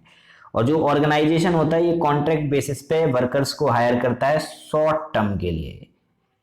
कई बार ये क्या होता है कि प्रोजेक्ट बेसिस पे होते हैं, जैसे मान लो हमारा कुछ काम करवाना है, हमें कोई प्रोजेक्ट अभी हमारा चल रहा है, उसमें 8-10 लोगों को हायर कर लो, जब प्रोजेक्ट खत्म हो जाएगा तो बात खत्म है ना, मतलब इनको परमानेंटली नहीं रखना है, तो इसीलिए हम इनको सोशल बेनिफिट भी नहीं देते हैं, तो उसी को लेकर के बात चलती रहती है। अब जिज वर्कर क्या होते हैं, तो देखिए जिस वर्कर को आप सिंपली ऐसे कह सकते हो कि जनरली जब कोई जॉब करता है तो उसमें क्या होता है, वहां पे उसका एक बॉस होता है, ठीक है, तो उसमें एक एम्प्लॉयर और एम्प्लॉइज रिलेशन देखने को मिलता है, एक ट्रेडिशन देखने को मिलता है, एक अरेंजमेंट देखने को मिलता है। लेकिन जिस वर्कर में ऐसा कुछ नहीं होता है, जैसे फॉर एग्जाम्पल कोई ओला में काम कर रहा है तो कौन उसका बॉस है उसे पता ही नहीं है, उसको तो सिर्फ इतना पता है कि एक उसके पास उस ऐप के थ्रू ऑर्डर आएगा कि हाँ इसको यहाँ पे जाना है, वो उसको वहाँ पे छोड़ेगा और अपना काम खत्म करेगा, उसको ना तो ये मतलब है कि आपको ऑफिस में बैठना है, कुछ भी वो दिक्कत नहीं है, ठीक है। तो अब इसी तरीके से ये दो तरीके के होते हैं, एक प्लेटफॉर्म जिस वर्कर होता है, एक नॉन प्लेटफॉर्म। प्लेटफॉर्म मतलब कि जैसे जोमेटो हो गया, स्विगी हो गया, ओला हो गया, उबर हो गया, ऐसे बहुत सारे आपने देखे होंगे। नॉन प्लेटफॉर्म मतलब उनको प्लेटफॉर्म नहीं है, हायर कर लिया, कैजुअल वेज पे हायर कर लिया जब जरूरत है और उसके बाद जो है हटा दिया। तो इसमें आप कह सकते हो कि जैसे जो इनफॉर्मल सेक्टर वाली चीज़ें होती हैं ना, लेबर, जैसे कि मान लो अभी हमें घर बनवाना है, हमने इनको हायर कर लिया, बाद में हटा दिया, ठीक है, तो ये लेकिन थोड़ा सा इनमें हल्का सा डिफरेंस होता है क्योंकि वो तो इनफॉर्मल सेक्टर में आ जाते हैं। ये जैसे कुछ कुछ जॉब रहती हैं जहाँ पे जैसे आप पार्ट टाइम कर सकते हो, लेबर का काम नहीं है, जैसे मान लो आप किसी शॉप में काम कर रहे हो, ठीक है, तो आपने 4 घंटे काम किया, उसने आपको कुछ पैसा दे दिया, तो वहाँ पे आपको सोशल सिक्योरिटी कुछ भी नहीं मिलेगी, ठीक है। ओके, तो अब जिस इकोनॉमी इतनी ज़्यादा क्यों स्प्रेड हो रही है, क्या रीज़न है जिस इकोनॉमी के इतना ज़्यादा बढ़ने के, तो देखिए उसके कई रीज़न हैं। सबसे पहला तो है कि इंटरनेट, क्योंकि आजकल इंटरनेट बढ़ गया है, मतलब इतना ज़्यादा स्प्रेड हो गया है, चीज़ें इतनी ज़्यादा ऑनलाइन हो रही हैं कि अब आप भी सोचते हो कि कौन यार बाहर जाए, ऑनलाइन ही शॉपिंग कर लेते हैं। तो अब ऑनलाइन आपने शॉपिंग तो कर ली, डिलीवरी तो कोई करने आएगा ना, तो वो भी तो जिस वर्कर है, वो कौन सा परमानेंट है, हैं? आपने खाना ऑर्डर कर दिया तो कोई देने आया, वो भी चीज वर्कर है। स्टार्टअप्स का बहुत ज़्यादा ग्रोथ हो रहा है, और स्टार्टअप का जब ग्रोथ होगा तो नई नई चीज़ें तो आती ही हैं। साथ ही साथ क्या है, प्लेटफॉर्म बहुत इंटरऑपरेटेबल, मतलब इंटरऑपरेटेबल है, तो ये भी एक अच्छी बात है। और साथ ही साथ क्या है कि कॉन्ट्रेक्चुअल एम्प्लॉयज़ की डिमांड बहुत आ रही है। क्यों डिमांड आ रही है? इन सब चीज़ों की वजह से। स्टार्टअप है तो स्टार्टअप में नए नए आइडिया आ रहे हैं, नए नए आइडियाज़ में हमें कैसे लोग चाहिए, कॉन्ट्रेक्चुअल लोग चाहिए, तो हम उनको ले रहे हैं। देखिए इसका सिग्निफिकेंस बहुत अच्छा है, हर किसी के लिए इसका बेनिफिट है। अगर हम अपने पॉइंट ऑफ व्यू से देखें एज अ कंज्यूमर, तो हमें क्या है, पर्सनलाइज सर्विस मिलती है और हमारा टाइम और सेव, मतलब टाइम और मनी दोनों सेव हो जाते हैं। आप देखिए आपको कुछ ऑर्डर करना है, आपने ऑनलाइन ऑर्डर किया, ना तो आपको मार्केट जाने की ज़रूरत पड़ी, ना आपको अपना ट्रांसपोर्टेशन देने की ज़रूरत पड़ी, और आपके घर पे ही आ गया, तो आपका टाइम भी बच गया। अब जो एम्प्लॉयज़ होते हैं उनके लिए क्या फ़ायदा है, तो उनको ये फ़ायदा रहता है कि उन्हें फ्लेक्सिबिलिटी रहती है वर्किंग में। ऐसा नहीं है कि 10 बजे जाना है और शाम को 5 बजे आना है, जब काम आया तब करेंगे, नहीं आया तो अपना जो भी कर रहे हैं उसमें एंजॉय करेंगे, ठीक है। वर्क लाइफ का अच्छा बैलेंस हो जाता है। अब एम्प्लॉयज़ के लिए क्या फ़ायदा है, सॉरी एम्प्लॉयर्स के लिए, तो एम्प्लॉयर्स के लिए तो देखो सबसे ज़्यादा फ़ायदा है कि लेबर कॉस्ट कम पड़ रहा है, कंप्लायंस कॉस्ट कम पड़ रहा है, और बहुत सारा लेबर अवेलेबल है उसके पास। ऐसा नहीं है कि लिमिटेड लेबर अवेलेबल है, अगर ये नहीं करेगा तो कोई दूसरा करेगा, है ना। कंट्री के लिए क्या फ़ायदा है, तो देखो कंट्री में तो ये फ़ायदा है कि एम्प्लॉयमेंट बढ़ रहा है अच्छे से, ठीक है। और जो अलग अलग सोसाइटी है, मतलब सोसाइटी के जो अलग अलग सेक्शन, उनकी अलग अलग नीड्स हैं। किसी को घर पे ही खाना चाहिए, तो किसी को जो है पर्सनल कार से कहीं जाना है, जैसे ओला उबर, घर पे ही आ जाना चाहिए वो, तो किसी की अपनी कुछ रिक्वायरमेंट है, तो उसके लिए वो सारी नीड्स जो है इन प्लेटफॉर्म से पूरा हो रहा है। स्टार्टअप, अच्छा खासा एनवायरनमेंट मिल रहा है स्टार्टअप के लिए भी, और इन सब के चलते क्या हो जाएगी, इकोनॉमी भी बूस्ट हो जाएगी। Okay right. अब बात करेंगे कि लेकिन चैलेंजेस भी इसमें बहुत सारे हैं। तो क्या चैलेंज है? सबसे पहले है कि जॉब सिक्योरिटी नहीं है। ये क्या होता है, जैसा कि मैंने आपको पहले ही बताया कि प्रोजेक्ट या असाइनमेंट बेसिस पे हम इनको हायर करते हैं, और जब हमें इनकी ज़रूरत नहीं है तो हम हटा देते हैं। तो इससे क्या प्रॉब्लम होता है कि जो वर्कर्स हैं उनको डिफिकल्ट हो जाता है फ्यूचर का प्लान करना, क्योंकि उन्हें ये भी नहीं पता कि कल हमारी जॉब रहेगी भी या नहीं, ठीक है ना। तो ये एक सबसे बड़ी दिक्कत होती है।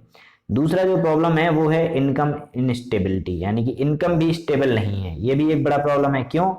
क्योंकि जिस वर्क का नेचर भी चेंज होता रहता है और इनरेगुलर रहता है, अनप्रिडिक्टेबल रहता है। कई बार आपने देखा होगा, जैसे जो जोमेटो डिलीवरी करता है, तो उसको पैसे इस बेसिस पे नहीं मिलते कि आपने कितना काम किया, आपने कितने ऑर्डर डिलीवर किया। अब वो मान लो कोई कंटिन्यूसली उसी में इन्वॉल्व है और कुछ नहीं करता है, तो आप सोचिए कि जिस सीजन में डिमांड कम रहती है, कई बार ऐसा होता है कि डिमांड कम रहती है, और अगर डिमांड कम रहेगी तो वो कैसे इनकम अर्न करेगा, है ना। तो ये एक इशू आ जाता है। आप ये भी कह सकते हो कि कोई लीगल जो प्रोटेक्शन नहीं मिलता उनको, कोई सोशल सिक्योरिटी नहीं मिलती। तो ये तो हम सब भी जानते हैं, जैसे कि ना तो उनको हेल्थ इंश्योरेंस मिलेगा, ना रिटायरमेंट बेनिफिट मिलेंगे, ना पेड लीव मिलेगी, और उनको सबसे इंपॉर्टेंट चीज़ है कि लेबर लॉ से बाहर रखा जाता है, तो इसलिए वो ज़्यादा कुछ क्लेम भी नहीं कर सकते। ये सबसे बड़ी प्रॉब्लम देखी जाती है। अब अगर हम बात करें तो बार्गेनिंग पावर भी उनकी ज़्यादा है, मतलब अच्छी नहीं होती है। क्योंकि कैसे बार्गेनिंग करेंगे? जैसे जो लेबर इंडस्ट्रीज वगैरह में काम करते हैं या कहीं और पे काम करते हैं जहाँ पे एक एम्प्लॉयर और एम्प्लॉयज़ रिलेशनशिप है, तो वहाँ पे उनकी बार्गेनिंग पावर भी ठीक रहती है। क्योंकि एक तो वो लेबर लॉ के अंदर आ जाते हैं, तो लेबर अच्छे से बार्गेनिंग कर सकते हैं एज पर लॉ, है ना। उनकी यूनियन भी ज़्यादा स्ट्रांग होते हैं। लेकिन यहाँ पे तो ऐसा कुछ नहीं ना, क्योंकि इन्हें लेबर लॉ से ही बाहर रखा गया। पेमेंट का इशू भी देखा गया है कि पेमेंट या तो डिलेड होता है, कई बार होता भी नहीं। और सबसे बड़ी प्रॉब्लम तब आ जाती है क्योंकि ये लोग बहुत रिमोट एरिया में काम कर रहे हैं और एम्प्लॉयर इनका कौन है ये भी इन्हें नहीं पता है, तो बहुत इशू आ जाता है अगर पेमेंट का इशू होता है तो। इनको ट्रेनिंग नहीं देते वो लोग। क्यों ट्रेनिंग नहीं? ट्रेनिंग कब देता है लोग? जैसे मान लीजिए आपकी कोई कंपनी है, तो आपके जो परमानेंट एम्प्लॉय है आपको पता है कि ये छोड़ के नहीं जाएंगे, तो आप उनको ट्रेनिंग दोगे, उनकी स्किल बढ़ाओगे, क्योंकि आपको पता है ये आपके साथ हमेशा रहने वाले हैं। लेकिन अब आपको पता है कि जो जिज वर्कर है वो आज है, कल पता नहीं जॉब करेगा या नहीं करेगा, आपको भी तो ये टेंशन रहता है। और आप उस पर इतना पैसा खर्च करोगे कि उसकी स्किलिंग करो, अप स्किलिंग करो, तो आप क्यों करना चाहोगे? पता नहीं क्यों, क्यों नहीं करोगे? करना ही नहीं चाहोगे आप। क्यों? क्योंकि पता ही नहीं ना कि कल क्या होने वाला है। वो जॉब छोड़ना चाहता है या फिर आप ही उसको हटा दोगे, काम अच्छा नहीं कर रहा है। तो ये जो है सबसे बड़ा प्रॉब्लम होता है। इसलिए उनको कोई अप स्किलिंग का मौका नहीं मिलता है, उनको कोई ट्रेनिंग का मौका नहीं मिलता है। और सोशल स्टिग्मा बहुत ज़्यादा है। सोशल स्टिग्मा किस तरीके का है कि लोग उनको ये देखते हैं कि अरे ये तो टेम्परेरी और लो पेइंग ऑप्शन है, तो लोग उनको उतना ज़्यादा रिकॉग्नाइज नहीं करते, उनके वर्क को उतना ज़्यादा रिकॉग्नाइज नहीं करते। अब देखो फ्रेमवर्क क्या है इसको हैंडल करने के लिए। तो सबसे पहला है कि कोड ऑन बेज 2019। ये भी आया था कि मिनिमम बेज और फ्लोर बेज तो कम से कम होना ही चाहिए, चाहे वो ऑर्गेनाइज्ड या अनऑर्गेनाइज सेक्टर हो, जिसमें जिस वर्कर को भी शामिल किया गया था। उसके बाद कोड ऑन सोशल सिक्योरिटी की भी बात की गई थी कि उनको सोशल सिक्योरिटी स्कीम्स से कुछ बेनिफिट मिलना चाहिए। जैसे कि स्पेशली अगर हम बात करें तो जैसे एक्सीडेंट अगर हो गया तो उसके रिगार्डिंग इंश्योरेंस वगैरह, या फिर हेल्थ का बेनिफिट मिलना चाहिए, मैटरनिटी बेनिफिट मिलना चाहिए, लाइफ अगर लॉस्ट हो गई तो उसका बेनिफिट मिलना चाहिए।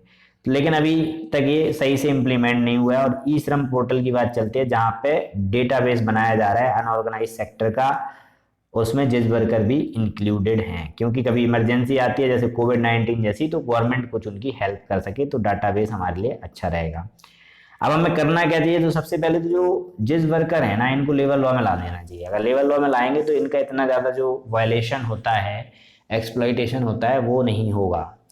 दूसरी बात क्या है कि हमें इनकी मिनिमम जो अर्निंग है वो अश्योर करनी चाहिए कि मिनिमम इतना मिलेगा, बाकी आपको इंसेंटिव मिलेंगे कि अगर आपने बहुत अच्छा काम किया, आपने ज़्यादा ऑर्डर डिलीवर किए, आपने ज़्यादा कस्टमर लाए, तो उस बेसिस पे कर दो, लेकिन मिनिमम तो कुछ फिक्स रखो।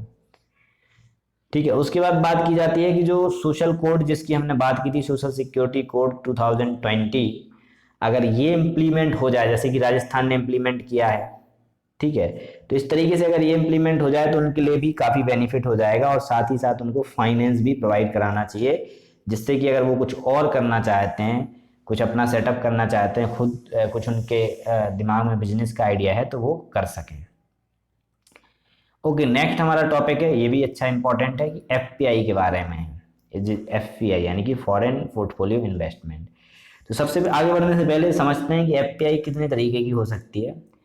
तो एफपीआई होती है, जैसे कुछ गवर्नमेंट या गवर्नमेंट रिलेटेड कोई फॉरेन इन्वेस्टर हमारी देश में आया तो हम उसको बोल सकते हैं ये सेंट्रल बैंक भी हो सकता है, कोई सोवरन वेल्थ फंड हो सकता है, तो इसको हम बोलते हैं कैटेगरी 1।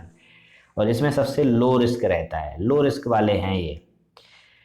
सेकंड कैटेगरी में आप कह सकते हो कि जो रेगुलेट किए जाते हैं, जैसे म्यूचुअल फंड है, इन्वेस्टमेंट ट्रस्ट है, इंश्योरेंस कंपनी है, बैंक है या कोई एसेट मैनेजमेंट कंपनी है, ब्रोकर डीलर है, पेंशन फंड है या फिर कोई और भी इस तरीके की, तो इसको हम मीडियम रिस्क वाला बोल सकते हैं कि हाँ इसमें भी ज़्यादा रिस्क इन्वॉल्व नहीं है। लेकिन कुछ ऐसे होते हैं जैसे कि charitable, endorsement, corporate bodies, trust, family offices या फिर इंडिविजुअल, तो यहाँ पे थोड़ा रिस्क रहता है ज़्यादा, हाई रिस्क होता है, लेकिन सब में हाई रिस्क नहीं होता है, कुछ तो बहुत ही ज़्यादा हाई रिस्क के होते हैं जिनकी हम बात अभी करने वाले हैं इसमें। तो अभी क्या हुआ है कि सेबी ने कहा है कि देखो भाई, जितनी भी हाई रिस्क वाली एफपीआई हैं उनको आपको डिस्क्लोज करना पड़ेगा, उसमें कुछ एडिशनल इंफॉर्मेशन भी आपको देनी पड़ेगी। ऐसा क्यों कर रहा है सेबी? तो देखिए, सेबी को ऐसा करने के दो ही कारण हैं। एक तो कि लोगों में ट्रस्ट बढ़े, जो हमारे इन्वेस्टर हैं उनको ऐसा कुछ प्रॉब्लम ना हो, क्योंकि जब चीज़ें ट्रांसपेरेंट रहेंगी, उनको इन्फॉर्मेशन अवेलेबल रहेगी कि मान लीजिए कोई पर्टिकुलर कंपनी है तो उस कंपनी में एफपीआई कितना है, तो वो देखेंगे कि हमें इसमें इन्वेस्ट करना चाहिए या नहीं करना चाहिए। क्योंकि एफपीआई मान लो किसी कंपनी में 50% है, कल के दिन वो पूरा चला गया तो शेयर का जो मतलब शेयर है जो उसका बहुत ज़्यादा डाउन हो जाएगा, कंपनी पे बहुत नेगेटिव इम्पैक्ट पड़ेगा, तो उसका पैसा भी डूबेगा। तो क्या उसे ये करना चाहिए या नहीं करना चाहिए, ये देखने वाली बात है। तो इसीलिए ट्रस्ट बढ़िया इनहेंस हो जाएगा। क्यों? क्योंकि आप इन्फॉर्म कर रहे हो कि हाँ ये रिस्क है, उसके बाद अगर आप पैसा लगा रहे हो तो फिर ये आपकी मिस्टेक है। आप रिस्क को इवेलुएट करो बढ़िया से, हमने तो बता दिया कि ये चीज़ें इसमें हो सकती हैं। और दूसरी बात क्या है कि ये हर एक किसी पे नहीं किया गया, और भी हाई रिस्क वाले हैं, लेकिन जिन पे सेबी को थोड़ा डाउट लगा है कि हाँ इनसे प्रॉब्लम हो सकता है, तो उन्हीं पे किया है। नहीं तो अदरवाइज सब पे करेंगे जो अच्छा परफॉर्म कर रहे हैं, तो कहीं ना कहीं एक इकोसिस्टम जो है एफपीआई का वो डिस्टर्ब होता है। तो उसको मेंटेन रखते हुए सेबी ने कुछ एफपीआई को ऐसा बोला है कि आपको ये इंफॉर्मेशन डिस्क्लोज करनी है। एफपीआई को हम कैसे डिफाइन कर सकते हैं? सिंपली हम बोल सकते हैं कि एक हिसाब से फॉरेन इन्वेस्टमेंट का एक रूट है जो इंडिया में आ सकता है, फॉरेन इन्वेस्टमेंट। और ये दो तरीके से आ सकता है, जैसे एक तो फॉरेन इंस्टीट्यूशनल इन्वेस्टमेंट और एक होता है क्यूएफआई, यानी कि क्वालिफाइड फॉरेन इन्वेस्टर। ये भी जो है इंडिया में ला सकते हैं पैसे। अब स्टेटस क्या है? तो देखो, फ्लक्चुएटिंग नेचर इसका देखा जाता है कि बहुत फ्लक्चुएट होता है, आता है जाता है, आता है जाता है, इस तरीके से। और मैग्नीट्यूड देखा जाए तो बहुत मैग्नीट्यूड भी है। 2022-23 में बताया जा रहा है कि करीब 1.65 लाख करोड़ तक का एफपीआई आया था, और जो कि जीडीपी का 0.6% है। आप सोचिए इतना ज़्यादा पैसा एफपीआई से आता है। अभी कैसे ये रेगुलेट होते हैं? तो इसको रेगुलेट करता है अभी प्रेजेंटली देखा जाए तो सेबी ने क्या बोला है कि एफपीआई के लिए इन्होंने प्रिस्क्राइब्ड जो है कुछ लिमिट बनाई है इन्वेस्टमेंट के लिए, कि आपको इतनी लिमिट है, क्योंकि सेबी नहीं चाहता है कि इनकी वजह से मार्केट में बहुत ज़्यादा वॉलेटिलिटी हो, तो इसलिए वो इनको रेगुलेट करने की कोशिश करता है, इसीलिए इन पर बहुत सारी लिमिट्स लगाता रहता है। बाकी अगर लॉ की बात की जाए तो इसको हैंडल करने के लिए दो ही लॉ होते हैं। एक होता है फेमा जो एफपीआई को गवर्न करता है, और एक होता है पीएलएमए यानी कि प्रिवेंशन ऑफ मनी लॉन्ड्रिंग, और एक और भी होता है ऐसा ही है, prevention of money laundering maintenance of record rule 2005। तो ये दो चीज़ें एफपीआई को सही से हैंडल करती हैं। ओके, अब थोड़ा सा डिफरेंस देखेंगे कि क्या डिफरेंस होता है एफपीआई और एफडीआई में। तो देखिए, एफपीआई ज़्यादातर कहाँ पे टारगेट करता है? फॉरेन इन्वेस्टमेंट दोनों ही हैं, लेकिन एफपीआई टारगेट करता है किसको? फाइनेंशियल असेट्स को, जैसे कि स्टॉक है, बॉन्ड्स है, वगैरह वगैरह। जबकि ये लोग अपना कुछ इंटरेस्ट लेके आते हैं कि ये ज़्यादा कैपिटल गेन में विश्वास रखते हैं। और कैपिटल गेन इन्हें कैसी होगी? जब ये इंटरप्राइजेस वगैरह में अपना इन्वेस्टमेंट देंगे या कोई नया प्लांट खुद ही बनाएंगे, तो उस तरीके के जब मतलब कंपनी में ये ऑनरशिप लेने की बात हमेशा सोचते हैं। इनको हम एक्टिव इन्वेस्टर बोलते हैं, क्योंकि ये काफ़ी टाइम तक रहेंगे। ये पैसिव इन्वेस्टर हैं, आज आए कल चले जाएंगे, किसे पता। ये डायरेक्ट इन्वेस्टमेंट है और ये इनडायरेक्ट है, क्योंकि डायरेक्ट मतलब ये हमारे ग्रोथ को लेड करेगा, इसमें ग्रोथ लेड होगी या नहीं होगी पता नहीं, क्योंकि इनको जैसे ही प्रॉफिट होगा ये निकल लेंगे इधर से। इस पे थोड़ा कंट्रोल ज़्यादा रहता है, इस पे कंट्रोल कम रहता है। जो एफडीआई है ये लॉन्ग टर्म इन्वेस्टमेंट माना जाता है। मैंने आपको बोले कम से कम 25 से 30 साल तक तो रहेगा ही, ठीक है। जबकि ये आज आया, 1 महीना रहेगा, 1 साल रहेगा, 10 साल रहेगा, पता नहीं किसी को। ये एक हिसाब से फिजिकल असेट्स जो है होते हैं, हम कह सकते हैं फॉरेन कंट्री के। इसको एंट्री और एग्जिट थोड़ा डिफिकल्ट होता है, इसको उतना डिफिकल्ट नहीं होता है, और ये जो है स्टेबल रहता है क्योंकि लॉन्ग रहना है, और ये वोलेटाइल रहते हैं, आते जाते रहते हैं, इसीलिए इनको हम कई बार हॉट मनी के नाम से भी जानते हैं। ठीक है, ओके, राइट। अब इसमें क्या इशू आते हैं, अब जब हम एफपीआई की बात करते हैं तो सबसे पहला आता है कॉन्सेंट्रेटेड इन्वेस्टमेंट की। इनका जो रिसर्च होता है तो ये क्या करते हैं, एफपीआई आएगा ज़्यादातर, कई केसों में आपको ऐसे देखने को मिलेगा कि वो सिंगल कंपनी या किसी कंपनी के ग्रुप को टारगेट करते हैं और उसी में जो है पैसा इन्वेस्ट करेंगे। तो उससे क्या हो जाता है कि वॉलेटिलिटी आने के चांसेस बहुत रहते हैं। जैसे मान लो आप एकदम से पैसा किसी पर्टिकुलर कंपनी में इन्वेस्ट करोगे तो उस कंपनी के जो शेयर हैं उनका रेट बढ़ जाएगा, ये तो स्वाभाविक है, तो इसलिए प्रॉब्लम हो सकता है। आप सोचो कि वॉलेटिलिटी आ सकती है। दूसरी जो बात आती है वो आती है सरकमवेंशन ऑफ प्रेस नोट 3 स्टेपुलेशन, कि देखिए सेबी ने बोला है कि जितना भी जो एफडीआई आएगा इंडिया में, कहाँ से, स्पेशली ध्यान देना, कहाँ से, इंडिया जिन कंट्रियों के साथ लैंड बॉर्डर शेयर करता है तो वो डायरेक्ट नहीं आ सकता, उसको गवर्नमेंट रूट से ही आना होगा। यानी कि फॉर एग्जांपल अगर हम बात करें तो जैसे नेपाल है, पाकिस्तान है, बांग्लादेश है, भूटान है, ठीक है, या फिर म्यांमार है, तो इनसे अगर कोई भी पैसा आता है तो क्या करना होगा, गवर्नमेंट रूट से लाना पड़ेगा। लेकिन ये लिमिट एफपीआई पे नहीं लगती है। तो आप सोचिए कि जो हमारे आस पड़ोस वाले लोग हैं वो एफडीआई में ना लगा के एफपीआई में लगा लेंगे, तो कहीं ना कहीं इन्वेस्ट तो इंडिया मार्केट में कर रहे हैं, लेकिन सेबी जो है एक तरीके से उनको कंट्रोल भी कर रहा है, एक तरीके से नहीं भी कर रहा है। और तीसरा क्या होता है कि कई बार जो ये ट्रांजेक्शन होते हैं इनको ही नहीं बताया जाता है, ये ट्रांजेक्शन सही से डिस्क्लोज नहीं किए जाते। जैसे कि क्या होता है, मैंने आपको बताया कि कोई फॉरेन इन्वेस्टर है तो वो डायरेक्टली क्या, यहाँ पे क्या होता है, कुछ इंस्टीट्यूशंस होते हैं फॉरेन के जो इन्वेस्ट करते हैं इंडियन मार्केट में, तो वो लोग क्या करेंगे कि उस एफआईआई को पैसा देंगे कि भाई हमें इसमें ऐसा लगाना है, आप लगवा दो। तो आप समझ रहे हो ना कि एफआईआई एक इंटरमीडिएटरी की तरह काम कर रहा है, जो कि शेयर मार्केट में इन्वेस्ट कर रहा है, लेकिन वो खुद का पैसा नहीं है, वो दूसरे का पैसा है। तो वो पैसा कब लगा रहा है और कब निकाल रहा है, तो इसका कंट्रोल एफआईआई पे भी नहीं है। तो अल्टीमेटली आप देख रहे हो ना कि वॉलेटिलिटी बहुत ज़्यादा, और उसकी कोई हमारे पास इंफॉर्मेशन भी नहीं है कि वो सही कर रहा है, फर्जीवाड़ा कर रहा है, क्या कर रहा है। हमारे पास एज एज सच हम कहें तो सेबी के पास कोई इन्फॉर्मेशन नहीं है। सेबी के पास इन्फॉर्मेशन है केवल एफआईआई की, लेकिन ये थर्ड पर्सन कौन है जो एफआईआई में पैसा लगा रहा है और यहाँ से ले रहा है, ये सेबी को पता नहीं है। यहाँ पे सेबी है मान लो, सेबी, तो सेबी को ये पता नहीं है कि यहाँ पे ये थर्ड पर्सन कौन सा है, बस सेबी केवल एफआईआई को जानता है। अब सेबी ने क्या प्रपोजल दिया है कि इनके रेगुलेशन को बढ़िया करने के, तो सेबी ने सबसे पहला तो काम किया कि इनको आप कैटेगराइज कर दो, जैसा कि मैंने आपको पहले बताया, लो रिस्क, मॉडरेट रिस्क और हाई रिस्क में।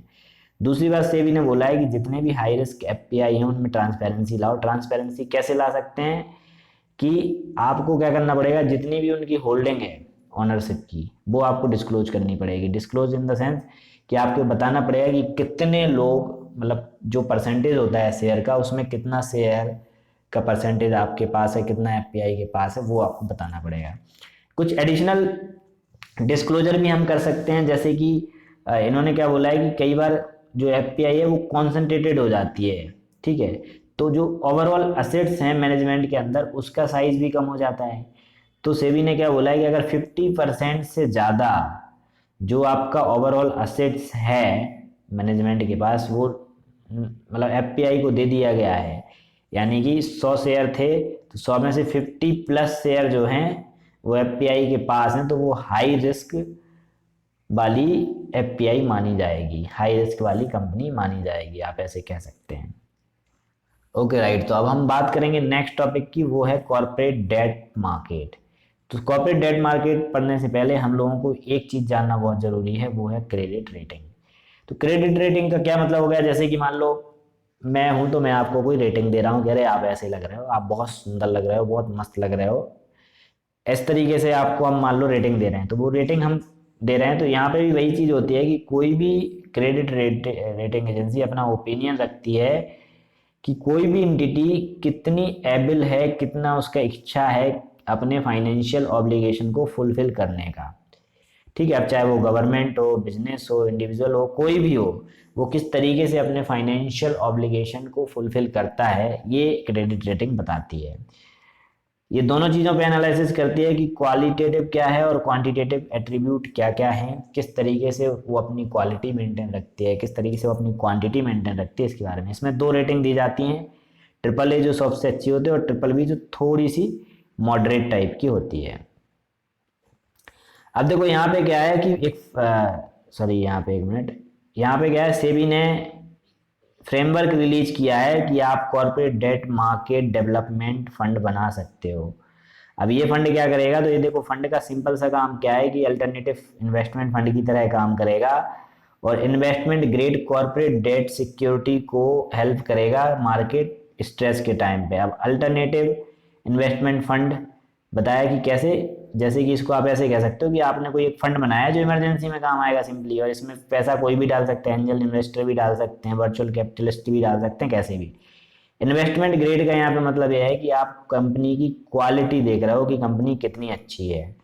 ऑब्जेक्टिव क्या होंगे कि जब मार्केट स्ट्रेस होगा तो डेट मार्केट जो है एक हिसाब से रिडेम्पशन वाला फील करता है। जैसे म्यूचुअल फंड है, तो म्यूचुअल फंड में आपने पैसा लगाया और मार्केट बहुत ज़्यादा डाउन जा रहा है या कोई वॉर होने लगे, मतलब कुछ भी इमरजेंसी सिचुएशन आ गई है, तो आप क्या कहोगे कि यार म्यूचुअल फंड से पैसा निकाल लेते हैं वरना पैसा डाउन हो जाएगा।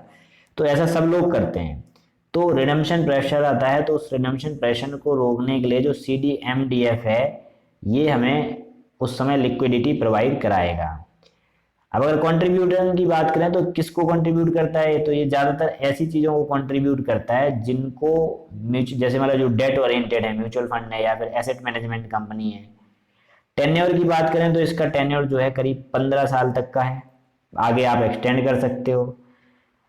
अब अगर हम बात करें कि कॉर्पोरेट डेट मार्केट के बारे में थोड़ा सा बात कर लेते हैं, तो देखो डेट मार्केट इसके कई नाम होते हैं, bond market, fix income market, credit market, ऐसे इनको बुलाते हैं। मेनली ये 2 तरीके के होते हैं, एक होते हैं गवर्नमेंट डेट मार्केट, एक होता है कॉर्पोरेट डेट मार्केट। इशू कौन करता है इन्हें, तो कंपनीज इशू करती हैं कॉर्पोरेट बॉन्ड। ठीक है, क्यों इशू करती हैं, जिससे कि उनके जो फाइनेंशियल मतलब ऑपरेशन चल रहे हैं उनको फाइनेंस कर सकें, अपनी बिजनेस लाइन को एक्सपेंड कर सकें, नए नए मैन्युफैक्चरिंग फैसिलिटी ला सकें। नेचर क्या होता है इसका कि लॉन्ग टर्म इन्वेस्टमेंट टाइप का होता है, ये लॉन्ग टर्म इंस्ट्रूमेंट होता है और मिनिमम 1 साल तो होना ही चाहिए। इसको रेगुलेट कौन करता है, तो सेबी करता है कॉर्पोरेट बॉन्ड को, RBI करता है किसको, मनी मार्केट को और गवर्नमेंट सिक्योरिटीज को।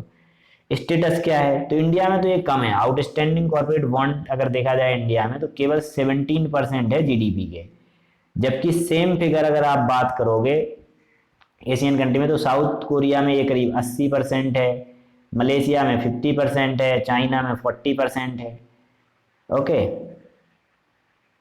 अब देखो इसके सिग्निफिकेंस क्या है, सिग्निफिकेंस इंपॉर्टेंट है ना। तो सिग्निफिकेंस क्या होता है कि सबसे पहले तो आप देखेंगे तो कॉर्पोरेट डेट मार्केट की हमें बहुत ज़्यादा ज़रूरत है, क्योंकि इन्वेस्टमेंट चाहिए।